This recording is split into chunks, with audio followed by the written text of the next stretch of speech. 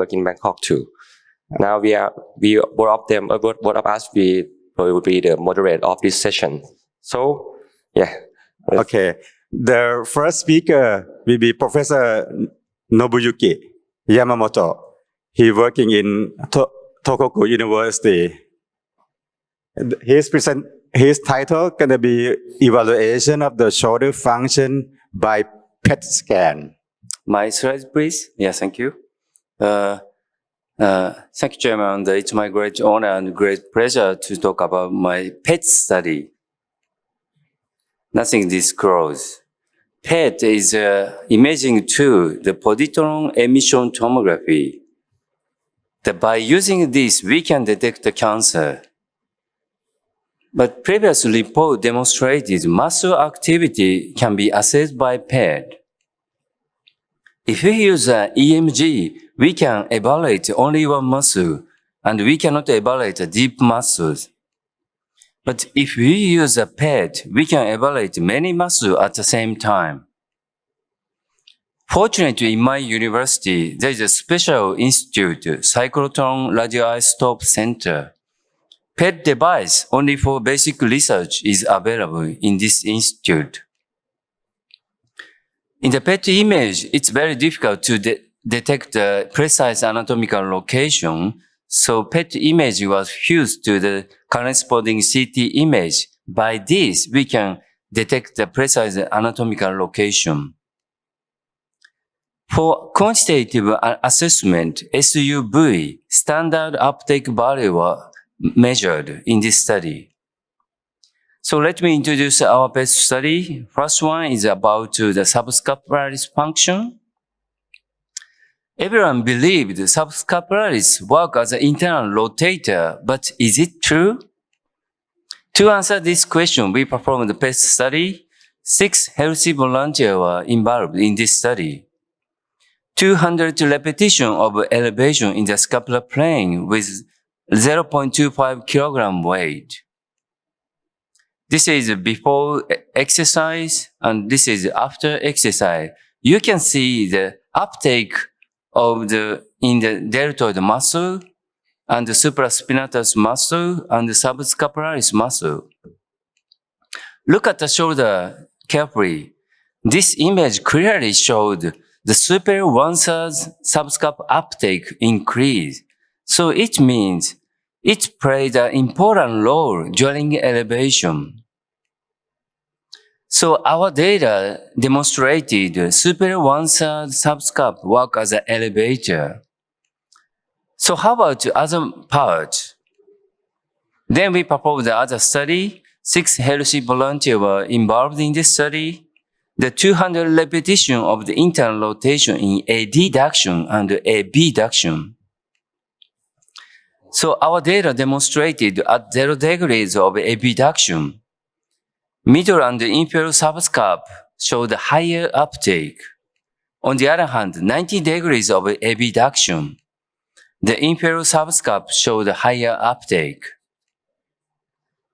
So our data demonstrated inferior 2/3 subscap work as an internal rotator in adduction and inferior 1/3 in abduction.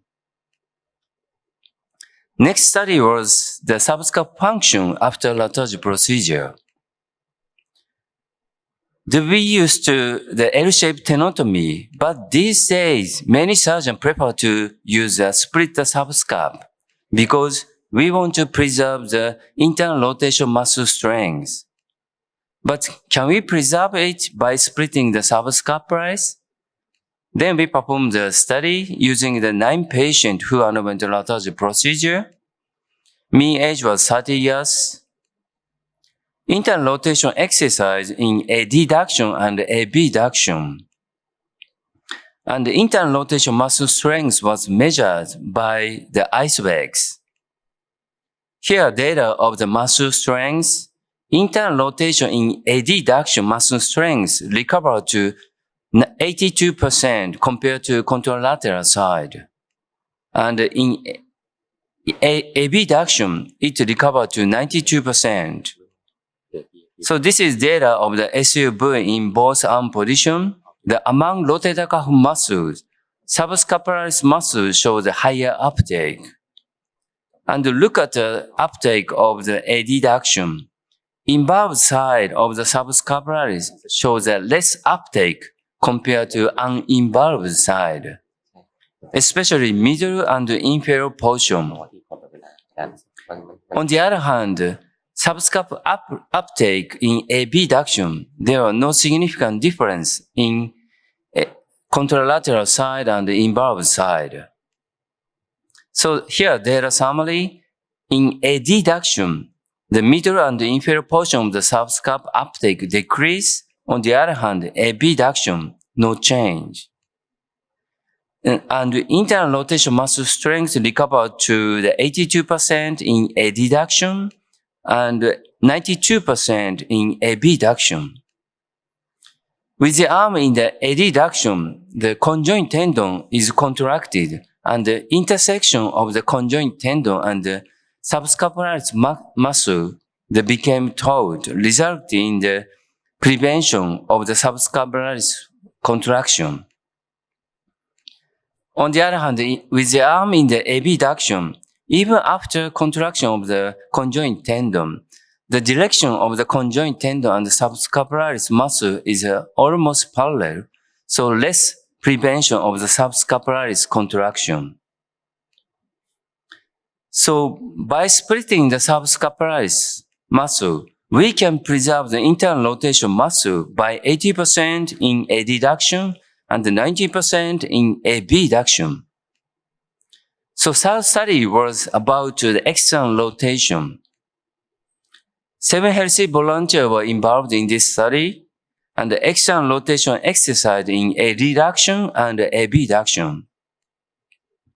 Our data showed infraspinatus muscle uptake increased at 0 degrees of abduction and teres minor increased 90 degrees of abduction. So fourth study was the difference between symptomatic and asymptomatic cuff tear.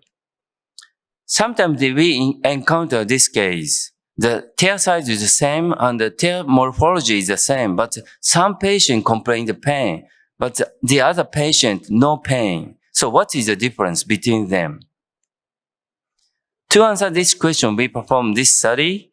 5 symptomatic cuff tears and 5 asymptomatic cuff tears involved in this study. Scaption exercise with 0.25 kilogram, 200 repetition in 10 minutes. Here, representative image of the asymptomatic tear, and this is the image of the symptomatic tear. You can see in symptomatic tear, anterior and middle deltoid uptake decrease. On the other hand, superior trapezius uptake increase. So from this data, we are able to say that in symptomatic tear, patient move painful glenohumeral joint less to avoid the pain due to impingement. Instead, patient move the painless scapulothoracic joint more. That's why we can see the scapular winging in patient with a rotator cuff tear. But we need to carefully interpret this result because we don't know this is the cause or result. We need further study. So last one is the difference between SCR and the reverse. Subjects are 20 shoulder divided into 3 groups, SCR, the reverse, and the control group. And elevation exercise 200 times per minute. This is a representative image of the SCR group. You can see the middle portion of the deltoid uptake increase. Here, result of the mean SUV of the deltoid muscle of the control group. In the middle portion of the deltoid, the increase. And in the same, the trend in the SCR group, anterior and the middle portion increase. And the reverse group also the same trend. And there was no significant difference between reverse and SCR. So deltoid muscle after SCR, middle portion increase compared to anterior portion. And deltoid muscle in the SGR group shows a higher uptake compared to control group. But there are no significant difference between SGR and the reverse group. So finally, I would like to explain our PET examination briefly. To perform the PET study in our institute, we need a special license issued by our university. We call Red Notebook. So of course, we need to consider the radiation exposure. Chest X-ray is a 0.3 millimeter sievert, but PET study 2.2, so it's 7 times. It looks higher, but it's almost same as that in the CT examination. Natural exposure is 2.4 millimeter sievert, so I think 2.2 is acceptable. So how about cost? The one radioisotope shot is $350. So for example, in the Latarja study, 9 patients, 2 arm position, $305. So in total, $6,000. It's not cheap, but it's not expensive. In summary, superior 1,000 subscup work as an elevator, and inferior 2,000 subscup work in internal rotator in AD duction, and inferior 1/3 in AD duction. And the internal rotation function is preserved 80 to 90% after Latarja procedure, and the infraspinatus work at 0 degrees of abduction, and the teres minor work at 90 degrees. In symptomatic cuff tear, deltoid uptake decrease. On the other hand, superior trapezius uptake increase. Deltoid muscle during elevation, superior SCR group shows higher uptake and compared to control group, and there was no significant difference between SCR and the reverse group. Thank you for your attention.